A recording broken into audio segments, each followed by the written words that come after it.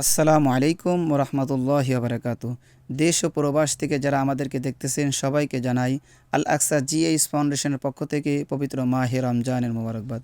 প্রিয় মুসলিম ভাই বোনেরা, আজকে আমরা আসছি যশোর জেলা হৈবতপুর ইউনিয়নের উত্তর ললিতাদাহ গ্রামে একটি অসহায় পরিবারকে ছাগলের খামার করে দেওয়ার জন্য।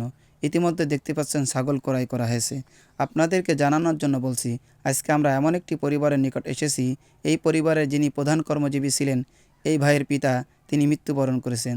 তো এই পরিবারের হাল ধরার জন্য এই ভাই অক্লান্ত পরিশ্রম করে যাচ্ছিলেন, কিন্তু দুর্ঘটনাবশত গাড়ি অ্যাক্সিডেন্টে এই ভাইও পঙ্গুত্ব বরণ করেছেন। এই পরিবারে তিনার মা আছে এবং তিনার স্ত্রী আছে এবং তিনার ছোট্ট একটি সন্তান আছে। তাই আসুন আমরা মানবতার কল্যাণে একসাথে কাজ করি। আপনারা মাহে রমজানে জাকাত আদায় করে থাকেন, আপনাদের জাকাতের কিছু অংশ যদি আপনারা আল আকসা জিএইচ ফাউন্ডেশনকে দান করেন, তাহলে আমরা এরকম অসংখ্য পরিবারকে স্বাবলম্বী করে দেওয়ার জন্য চেষ্টা করে যাব ইনশাআল্লাহ।